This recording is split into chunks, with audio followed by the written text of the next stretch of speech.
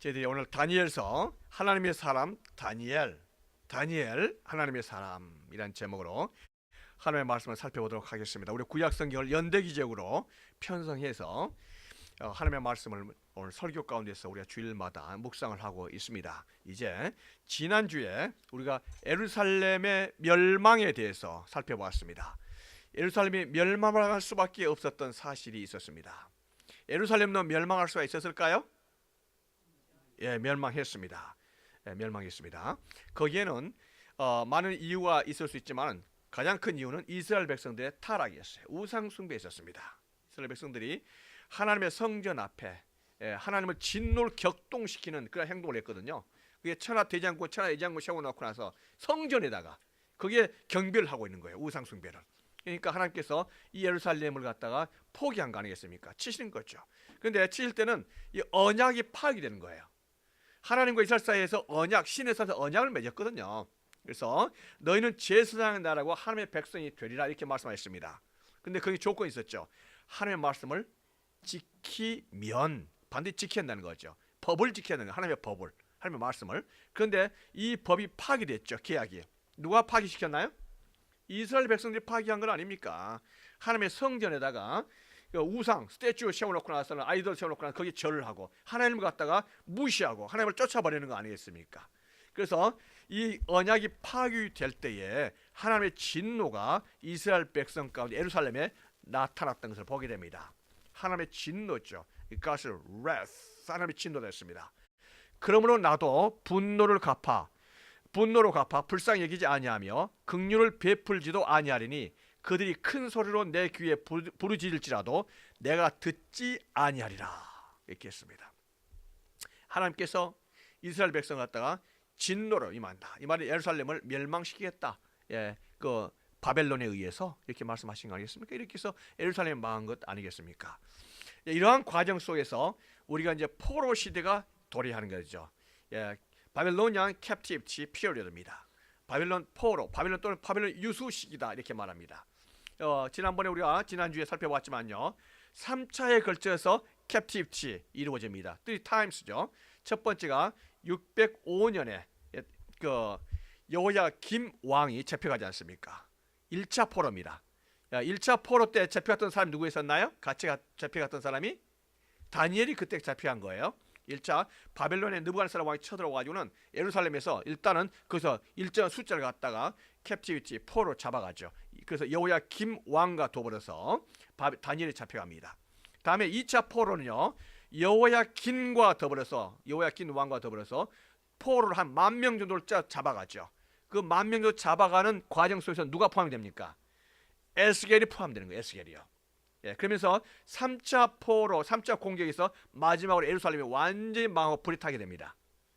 바로 이 과정 속에서 1차 포로 때부터 이루어지는 그래서 고레스 왕의 포로 귀환까지 이 70년의 과정이 바로 포로 시대다.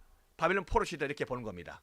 그러니까 바벨론 포로 시대 때 나와 있는 성경이 크게 우리가 두 가지를 생각할 수가 있겠죠. 무슨 책과 무슨 책입니까? 다니엘서하고 에스겔서가 거기 들어가는 거예요. 다니엘서와 에스겔서가. 그래서 다니엘서와 에스겔서는 바벨론 포로로 전쟁에서 예루살렘 망하고 캡티비티로 포로 잡아서 바벨로니아로 가서 이제 성경이 나온 거 아니겠습니까? 그 사람이 누구라고요? 다니엘과 에스겔이다 이렇게 보는 거죠. 자 우리가 보도록 합니다. 이걸 한번 보고 싶어요. 뭐냐면은 그런 나라가 망하고 나서 이스라엘 백성들은 포로로 잡혀가서 어떠한 삶을 살았는가? 이거를 나타내주는 시편이 있습니다. 그 시편은 시편 137편이에요. 시편 137편에 보면 이런 내용도 있습니다. 중요한 거 뽑아봅니다. 우리가 바벨론의 여러 강변 거기에 앉아서 시온을 기억하며 울었도다. 예루살렘아 내가 너를 잊을진대 내 오른손이 그의 재주를 잊을지로다.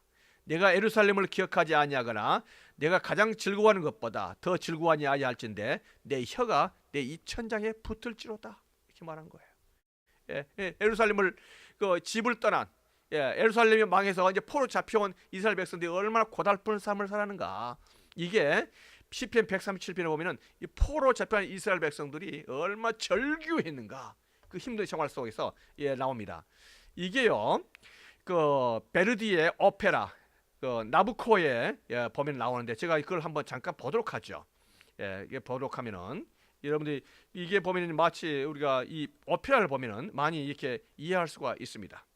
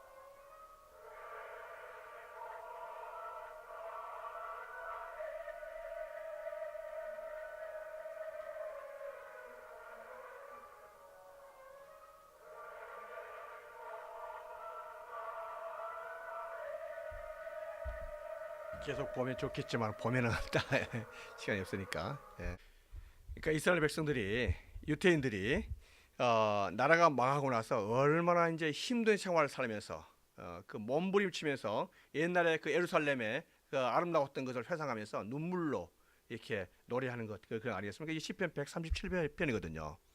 좋았을 때는 모릅니다. 그때 잘했어야 돼요. 그런데 하나님께서 수많은 경고를 주었음에도 불구하고 깨닫지 못할 때, 예루살렘 망했을 때, 포로로 바벨론을 잡혀갔을 때에 이 비참한 삶이 바로 이 베르디의 오페라에서 나온 것을 우리가 보게 되는 거죠.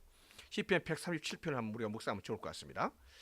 자, 여기 신학 포로로 잡혀갔던 사람들요. 그러한 사람들의 신학적인 갈등, theological struggle 있습니다. 그 신앙적인 갈등이죠. 이 갈등이 뭐냐면은 단순히 가서 일하면서 사는 그것보다도 이 정신적인 멘탈 그 서퍼링이 너무나 큰 거예요. 영혼의 스피리추얼 서퍼링이 너무나 큰 거죠. 왜냐하면은 이게 뭔가 답변이 퀘스천이 있는데 답변이 안 되는 거죠. 이걸 답이 나와야 돼요. 그 답이 뭐냐면, 질문이 뭐냐면, 하나님께서 선택하신 백성이 어떻게 해서 망할 수가 있는가? 이방 백성에 의해서, 바벨로니아에서. 이게 큰 퀘스천 아니겠습니까? 하나님의 택한 백성도 망할 수 있는가? 예루살렘도 망할 수가 있는가? 이거는 반드시 질문이 답변이 돼야 되기를 바라는 거죠. 그 이유가 뭐냐? 이게 뭐냐? 예. 두 번째는 뭐냐면, 나라가 망하고 이렇게 했는데 더 이상 그러면 우리에게 소망이 있는 것인가? In the future에 우리의 호흡이 있든가? 어떤 호프가 소망이 있는가? 이걸 끝나는 건가?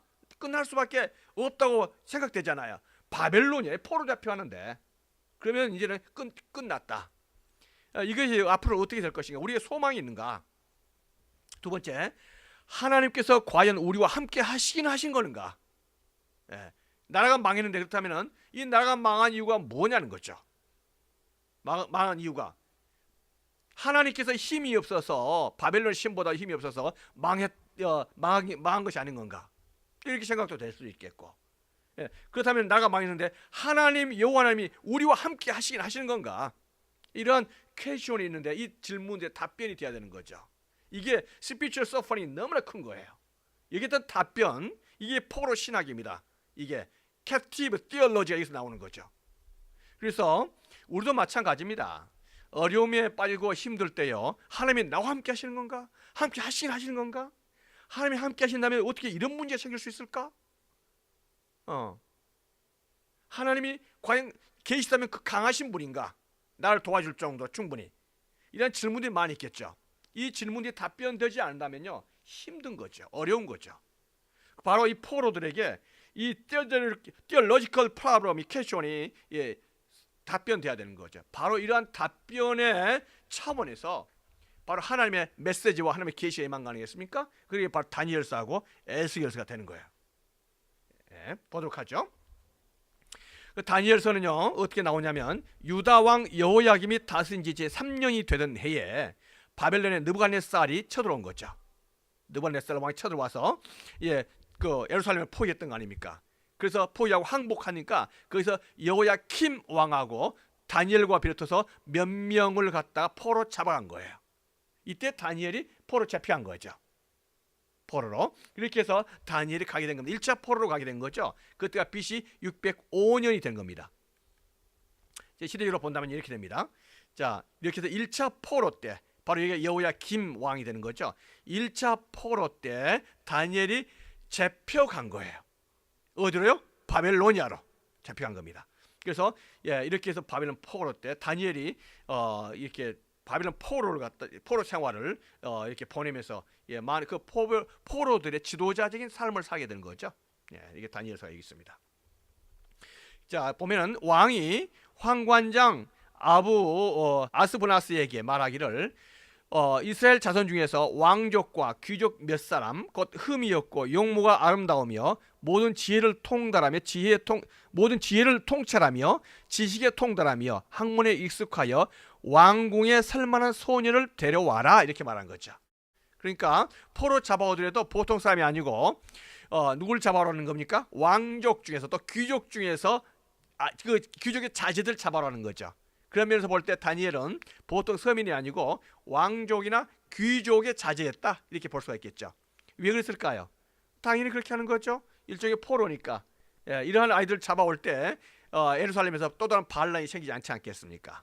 그런데 잡아올 때는요, 특별하게 선별해서 잡아오는 거죠. 흠이 없고 용모가 아름답고 잘생긴 이들, 그 다음에 지식과 지혜가 통달한 사람들, 아마 한마디로 뭐예요? 엘리트를 데려와라, 이거 아니겠습니까? 목적이 뭡니까? 앞으로 왕궁에서 느부갓네살 왕하고 더불어서 정치를 할 사람, 이 행정을 도와줄 수 있는 사람, 그러한 사람으로 사용하기 위해서 데려오라는 거예요. 그래서 그 사람들은 갈대아 사람의 학문과 언어를 가르친다는 거예요. 갈대아라는 것은 바로 뭡니까? 바벨론이거든요. 바벨론의 학문과 랭귀지를 가르치라, 이렇게 말한 거죠. 그러니까 우리가 여기서 한 가지 아셔야 될 것은 바벨론의 교육 정책과 식민 통치의 정책이 굉장히 특별하다는 거죠. 바벨론의 이 느부갓네살이요, 굉장히 그릇이 큰 사람입니다. 느부갓네살은 영국 가치 있는 사람이에요. 우리가 어느 나라를 예를 들어서 일제시대 때 일제시대 일본 사람들이 조선을 쳐들어왔어요. 한국을 쳐들어와가지고 어떻게 합니까? 거기 있는 사람들 자식들 공부 가르치고 막 이렇게 합니까? 안 하죠. 뭐 잘 살도록 하나요? 있는 것도 뺏어 가잖아요. 이게 수탈 정책이죠. 이게 보통 세속 나라에서는 그렇게 합니다. 그런데 이 느부갓네살 왕 바벨로니아에서는요, 그 아이들 데려와서 공부를 잘 가르치는 거예요. 그렇게 해서 왕궁에서 잘 쓸 수 있는 인재로 기르기 위해서 그렇게 하는 거예요. 이게 바벨론의 정책이 있었고 느부갓네살 왕의 정책이었어요. 놀라운 거 아니겠습니까? 바로 거기에 다니엘이 포함된 거죠. 예. 지금으로 말한다면은 뭡니까? 미국에 와서 영어로 공부하고 영어 랭귀지를 공부하고 미국의 학문을 유니버시티에서 공부하는 거, 그렇게 공부시키는 거죠. 옛날에 영국이 그렇게 했습니다. 영국은요, 아프리카나 식민지 가면은 거기에 있는 자녀들 데려와서 옥스퍼드나 이런 데 가서 공부를 시켰어요. 그렇게 해서 그 아이들이 다시 자기 나라 돌아가지고 정치를 하는데 그 아이들은 결국 뭡니까? 친영국이에요. 영국에 아주 친하고 이렇게 영국에서 공부했던 걸 아주 프라우드하게 생각하고 이렇게 한 거죠. 이게 영국과 미국 또 일본과 중국의 차이점인 거예요. 그런데 바로 영국과 미국은요, 그 뿌리가 뭐냐면은 이 바벨론과 같은 느부갓네살 왕과 같은 그 뿌리가 된 거예요. 이게 로마로 가고 로마의 정책이 미국과 영국으로 흘러간 거죠. 이 정책이 다른 거죠. 그러니까 그릇이 큰 것을 보게 됩니다. 이게 느부갓네살을 그렇게 해서 다니엘을 데려왔던 것을 보게 되는 거죠. 자, 이렇게 해서 했는데 이 아이들에게는 특별 대우를 해준 겁니다.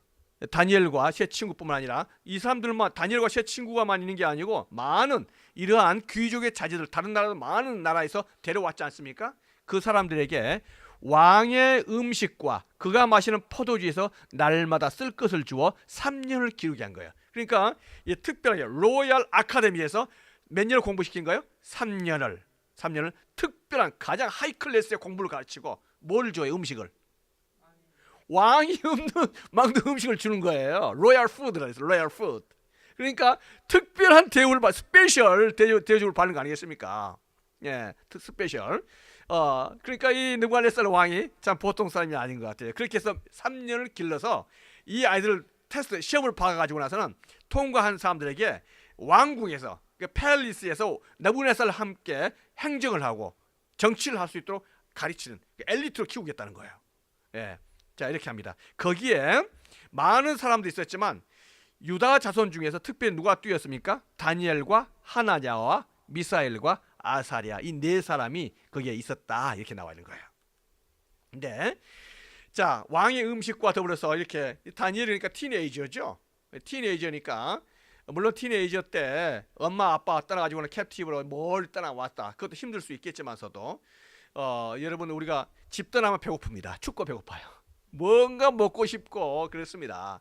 자, 이러한 티네이저에게 왕의 음식, 눈 뒤집어지죠. 왕의 음식, 느부갓네살이 먹었던 대바벨론 왕의 음식을 주었으니까 아이들 얼마나 맛있게 잘 먹겠어요. 그런데 다니엘이 make decision 한 거예요. 뭘 합니까? 다니엘이 뜻을 정했어요.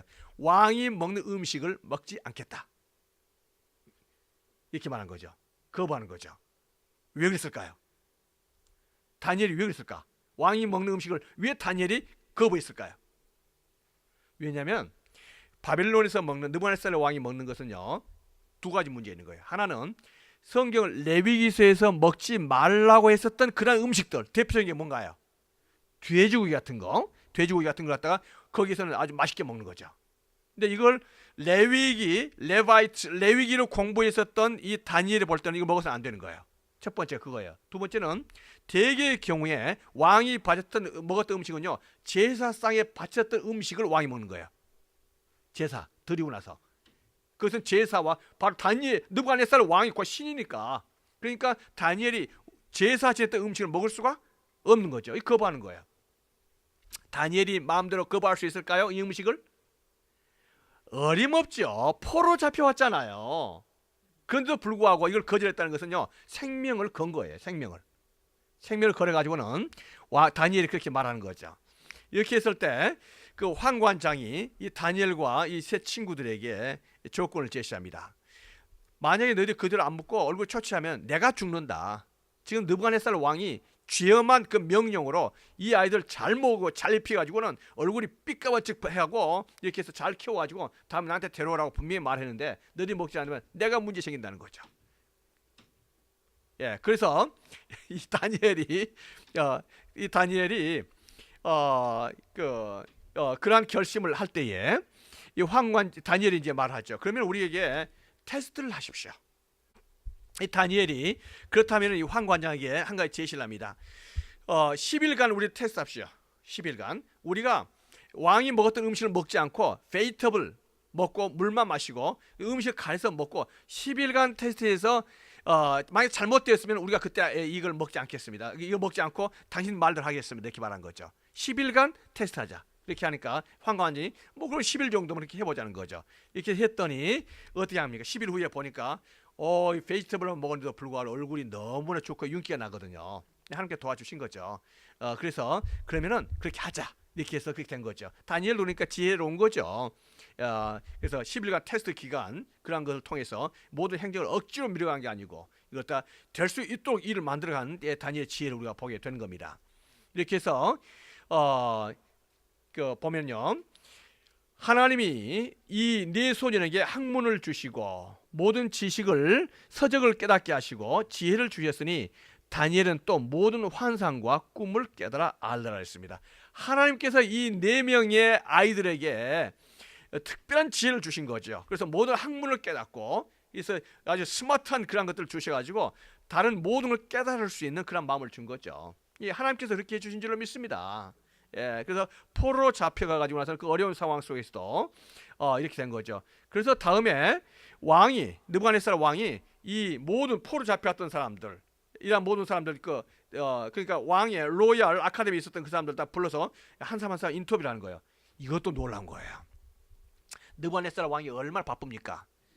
그런데 거기에 있었던 학생들 한 사람 한 사람 인터뷰하는 거예요. 퍼스널리. 그래가지고는 거기서 패스, 페일 이렇게 테스트하는 거예요. 그렇게 했었는데 이 느부갓네살 왕이 결국 다니엘과 이 세 친구들을 갖다가 테스트해 보니까 너무나 똑똑한 거예요.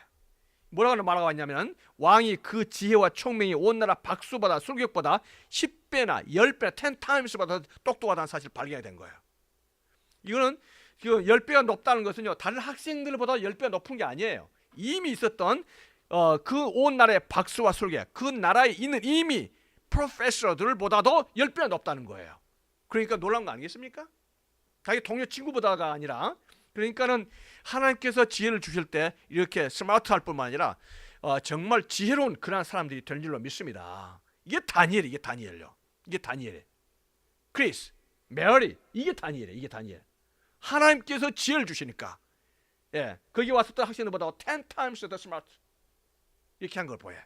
그래서 하나님의 자녀들 그 탁월성, 엑셀런트한 것을 보게 되는 거죠.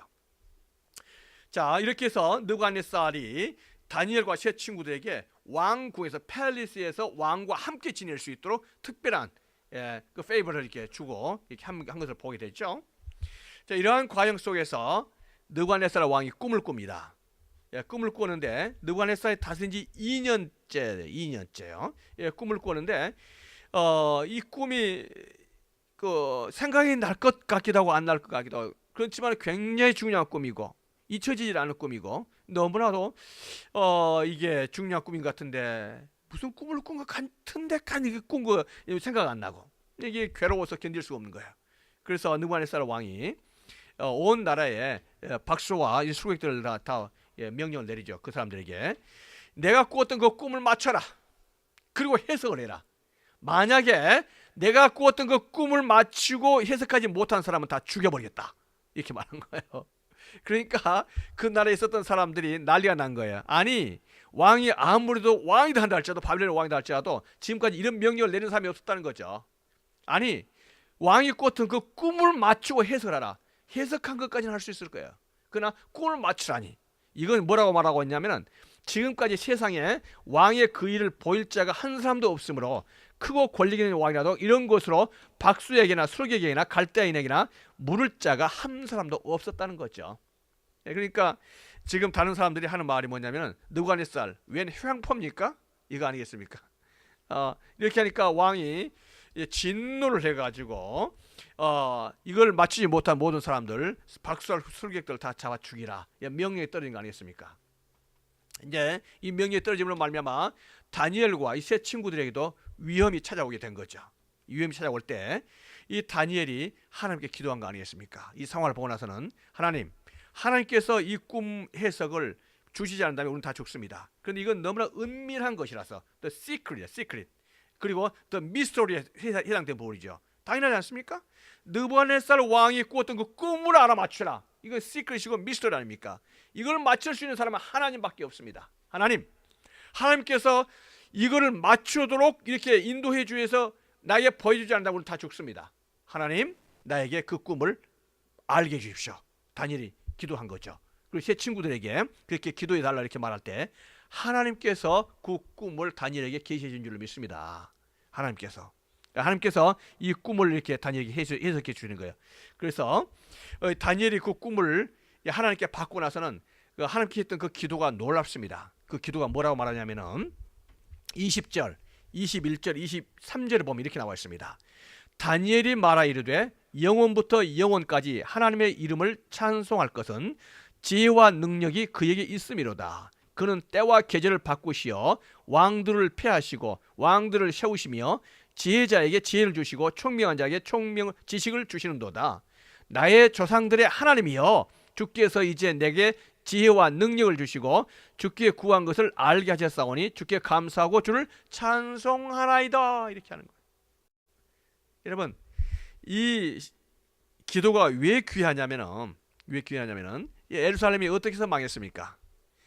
예루살렘의 우상 숭배하고 하나님을 완전히 떠났거든요. 하나님을 찾는 사람이 없거든요. 하나님을 찾는 사람이 없어요. 거기에 우상 숭배와 하나님의 진노하게는 하나님을 찾는 사람이 없어서 예루살렘이 망했잖아요. 자, 온 나라 백성이 우상 덩어리였었고 하나님을 배척하는 것이었거든요. 거기에서 하나님을 똑바로 섰었던 사람이 있었다 이 말이죠. 누구 있었나요? 바로 에레미야 더불어서 남은 자들이 있었다 했습니다. 남은 자들. 그 사람들은 나라가 어떻든 간에 시대가 어떻든 간에 하나님만을 믿고 따라왔었던 바로 그 사람들 아니겠습니까? 그 사람들이 누구였어요? 렘넌트들. 대표자가 누구였습니까? 제레마이야, 에레미야 있었다 이 말이죠. 바로 그 남은 자들이 하나님께 찾고 있었던 그 신앙이 있었는데 바로 그 남은 자 중에 한 사람이 다니엘이었다는 것을 우리가 보게 되는 거예요. 다니엘의 기도를 보니까 그거 알잖아요. 이때 당시에 이러한 기도를 할 수 있는 사람이 누구였겠어요? 하나님을 제대로 알잖아요. 하나님을 뭐라고 말합니까? 영원부터 영원까지 하나님의 이름을 찬송하라. 지혜와 능력이 그에게 있습니다. 때와 계절을 바꾸시며 왕들을 폐하시고 왕들을 세우시며 지혜자에게 지혜를 주시고 총명한 자에게 총명을 주시는 분이 하나님이시다. He gives wisdom to the wise man and knowledge to the discerning. 그분이 누구라고? 하나님께서 wisdom을 주시고 하나님께서 knowledge를 주시고 이렇게 하신다고 했죠. He changed times and seasons.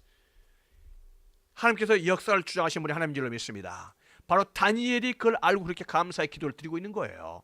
그래서 다니엘이 이걸 받고 나서 이 꿈을 맞추는데 그 꿈이 바로 이겁니다. 느부갓네살 왕이 꾸었던 그 꿈이 바로 이거였다는 거예요. 이 꿈이 뭐였습니까? 큰 스태츄를 봤다는 거죠.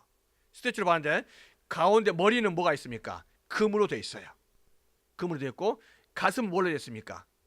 실버로 되어 있죠. 다음에 여기는 뭘로 되어 있습니까? 배와 넓적다는 브론즈로 됐죠. 브론즈로. 다음에 여기는 뭘로 됐습니까? 발은요. 넓적다는 발은 뭘로 되어 있습니까? 아이언, 철로 됐다 이거죠. 다음에 여기는요. 철하고 진으로 섞여져 있는 믹스드 아이언 앤 솔도 이렇게 되는 거죠. 이렇게 되는 거 신상된 거예요. 그런데 어디서 여기에 사람의 손에 뜨지 않은 그 한 돌이 날라오는 거예요. 돌이 날라오더니 이 스태츄, 이 우상 갖다가 친 거죠. 이 치니까 이 우상이 어떻게 산산조각이 나면서 산산조각이 나는데 이 돌은 태산을 이루는 그 꿈을 꾼 거죠. 이 꿈을 갖다가 다니엘이 느부갓네살이 꾸었었던 이 꿈을 갖다가 해석을 이제 보여주면서 해석을 하는 거죠. 그 해석이 어떤 해석이었습니까? 머리는 뭘로 됐다 했습니까? 금으로 됐다는 거죠. 골드로. 이 금은 누구라는 거예요? 바로 바벨로니아다. 실제로 바벨로니아는 금이 많았던 곳이었어요. 바벨로니아 가면 금으로 그냥 찬란히 덮여 있었습니다. 물론 다 뺏어온 것들이만. 예루살렘에서 솔로몬 성전에 있었던 그 금이 다 어디 갔을까요? 바벨론으로 갔겠죠. 다른 나라에서 다 뺏어온 거죠. 금으로 아예 치장했던 게 바벨론 그러면 금입니다. 골드. 그런데 이 바벨론이 계속 영원한 그런 나라가 되는 거 아니죠. 바벨론이 끝난다. 이거 끝난다. 머리로 끝나고 다른 나라가 온다는 거죠. 그 뭡니까? 실버의 나라가 온다는 거죠. 이 실버의 나라가 뭡니까? 이게 바로 페르시아죠. 바벨론 다음에 퍼시아가 온다. 퍼시아. The Empire of Persia 온다는 거죠.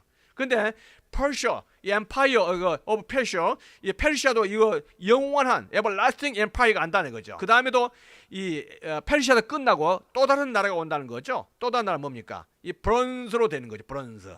이 브론즈로 되어 있는 청동으로 되어 있는 그런 나라가 온다는 거죠. 이 나라가 어떤 나라를 말합니까? 바로 그리스의 알렉산더라는 거예요. 알렉산더. 그런데 알렉산더도 그 나라가 영원한 나라가 아니고 끝날 때가 있다는, 끝날 때가. 어느 나라에 끝난다는가요? 밑에 철로 된 아이언 엠파이어가 있다는 거죠. 철로 된 나라. 철은 금보다도 실버보다도 브론즈보다 더 강함이 스트롱하죠. 스트롱이죠. Most strong country. 이게 뭡니까? 철로 된 나라가 어떤 나라를 의미하는 거죠? 이게 바로 로마예요. 로만 엠파이어입니다. 자, 이렇게 하고 그 다음에 로마도 끝나고 다음에 이제 그 다른 나라들 로마에 섞여 있는 그러한 다른 나라들이 오지만은 여기 있는 돌이 사람의 소유지 않은 돌이에요. 돌이 날라오더니 이 스태츄가 갖다 치고 깨트려 버리고 이 돌은 태산을 이루는 것이 온다는 거예요. 이 돌은 뭘 의미할까요? 자, 그래서 이 나라는요, 느부갓네살이 세상의 대표적인 왕으로서 꿈을 꾼 이 꿈은 앞으로 세상이 어떻게 진행될 것이라는 그 세큘러 월드의 히스토리를 뭐예요. 그렇지만은 이 세큘러 히스토리가 뭐에 의해서 깨진다는 겁니까? 하나님께서 띄워준 하나님의 돌에 의해서 깨지고, 이러한 모든 나라들은 영원한 나라가 아니고 깨어지지만은 하나님께서 오셨던 이 돌 반석은 영원한 나라가다. everlasting 네이션, 킹덤이 될 것이 돼서 하는 그 꿈이에요. 이 꿈을 느부갓네살 왕이 듣고 나서는 바로 그 꿈이라는 거예요. 바로 그거다. 어떻게 내가 그걸 알아맞힐 수 있었어? 정확하게 알아맞힌 거 아니겠습니까? 그래서 이 느부갓네살 왕이 얼마나 그 마음이 평안한지 다니엘서 2장 46절에 보니까 이에 느부갓네살 왕이 엎드려 다니엘에게 절하고 명하여 예물과 향품을 그에게 주니라 이렇게 말한 거예요. 지금 보세요. 다니엘이 어떻게 했습니까? 느부갓네살 왕이 어떻게 했습니까? 느부갓네살 왕이 누구죠? 바벨론의 왕이지 않습니까? 느부갓네살 그러면 나는 새도 떨어뜨릴 수 있는 그 권세를 가지고 있는 사람 아니겠습니까? 그런데 이 느부갓네살이 다니엘에게 뭘 했습니까? 절을 한 거예요. 절을 한 거예요. 이 다니엘에게 절을 하고 다니엘에게 상품을 주는 거죠. 어떻게 해서 느부갓네살 다니엘에게 절을 할 수 있어요? 그거는 느부갓네살이라는 한 티네이저 어린 아이를 본 게 아니라 느부갓네살 뒤에 있는 누구를 봅니까? 하나님을 보았기 때문에 하나님의 위엄과 하나님의 권세가 다니엘에게 있다는 것을 알고 느부갓네살이 거기에 무릎을 꿇고 절한 겁니다. 느부갓네살이 사람을 볼 줄 아는 거죠. 놀라운 거 아니겠습니까? 이렇게 해서 느부갓네살이 다니엘에게 바벨론의 온 지방을 다스리며 온 지방을 다스린다 했습니다. Ruler over the entire province of Babylonia. 바벨론의 모든 나라를 다스리는 사람. 그것은 누굴까요? 바벨론 온 나라를 다스리는 왕은 나라를 다스리지 않아요. 왕은 그렇게 다스릴 수 있는 사람을 시켜서 다스리죠. 그러면 왕이 온 나라를 다스릴 수 있도록 시키는 그 사람이 누굽니까? 총리, 국무총리, 최고의 프라임 미니스터가 된 거죠. 다니엘이 프라임 미니스터가 된 거예요. 프라임 미니스터가 어느 나라? 바벨론이야. 바벨론 엠파이어의 프라임 미니스터가 되는 거죠. 놀라운 거 아니겠습니까? 다니엘은 누굽니까? 포로로 잡혀왔던 사람 아닙니까? 그런데 이 다니엘을 갖다가 바벨론의 온 지방을 다스리는 프라임 미니스터가 되게 하고 모든 지혜자의 어른으로 삼았다. 모든 사람의 리더로 삼았다. 리더로. 그러니까 선생이죠. 바벨론의 선생으로 이 다니엘을 갖다 임명한 거 아니겠습니까? 선생님. 여러분, 선생님은 특별한 사람에게 붙여지는 호칭 아니겠습니까? 그렇죠? 우리나라에서도 굉장히 사람들이 존경받는 그 사람에게 선생님이라는 그런 호칭을 줍니다. 물론 학교에서 선생님 그러지만 우리가 그렇게 하는 선생님 아니잖아요. 온 나라의 선생님을 삼는 이걸 볼 때 다니엘은요 그렇게 높임을 받는 그러한 사람이 되었다는 거죠. 우리가 여기까지 해서 우리가 한번 이제 마무리하면서 살펴보도록 합니다. 다니엘이 이 느부갓네살 왕이 있을 때 바벨론의 국무총리 프라임 미니스터가 되도록 이렇게 하면서 이렇게 되는 것은 하나님의 특별한 섭리와 간섭이 있었던 것을 보게 됩니다. 하나님의 특별하신 축복이죠. 그럼에도 불구하고 다니엘은 그 하나님의 특별한 축복을 받을 만한 자격이 있었다는 겁니다. 왜냐하면 다니엘은 죽으면 죽으리라 하면서 그가 가지고 있던 하나님에 대한 신앙을 지켰었던 사람이 있어요. 신앙을 지켰었던, 그걸 지켰었던 그 다니엘에게 하나님께서 주신 축복인 줄 믿습니다. 무엇보다 다니엘은 기도하는 사람이 있어요. 어려운 일이 있을 때 하나님께 기도하고, 언제나 하나님께 기도하는, 무릎 꿇고 기도하는 그런 사람이 있습니다. 기도할 때 하나님께서 다니엘에게 가장 어려운, 바로 시크릿하고 미스터리했었던 그 부분까지도 맞추게 함으로 말미암아 바벨론의 프라임 미니스터가 되고 바벨론의 선생이 돼서 앞으로 포로 잡혀왔던 이스라엘 백성들을 보호할 수 있는 그 보호막이 되는데 하나님께 쓰임을 받도록 하는 정치가요, 행정가요, 또 선지자로서의 다니엘, 우리가 그렇게 하나님께서 다니엘을 사용하신 줄로 믿습니다. 이 시대에 우리 크리스, 메어리, 그리고 우리 모두가 다 미국에 살고 있으면서 이러한 하나님 앞에 올바로 서 있는 신앙의 사람 될 수 있도록 기도해야 될 줄로 믿습니다. 아멘. 기도하겠습니다.